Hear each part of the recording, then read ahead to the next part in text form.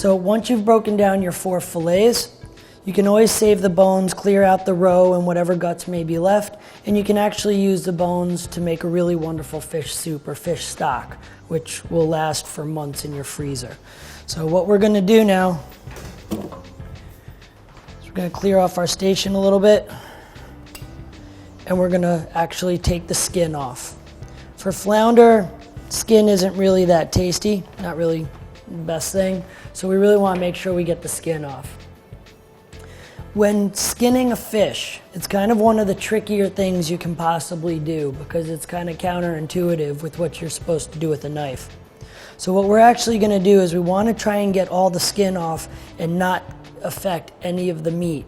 The trick here is to actually make sure that you got a good flat surface and you bring the fish all the way down to the edge of your surface, whether it's a cutting board, table, whatever.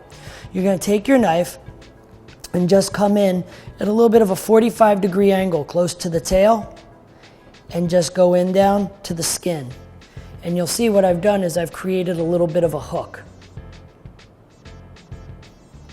Now what I can do is I can turn my knife 45 degrees in the other direction and just get about 2 or 3 cuts in there, dropping the knife down to about a 20-degree angle. And I know it sounds a little technical, but it's worth it.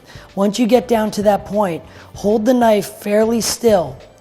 Blade should be resting across the board of the table, and using that little handle, just take the knife, take your guide hand, and just saw the meat back and forth while pulling out to the side. And by doing that, you'll start removing all the skin, and the meat will stay intact. Once you get a couple strokes down, you can get a little bit more of a grip on the skin with your hand, and again,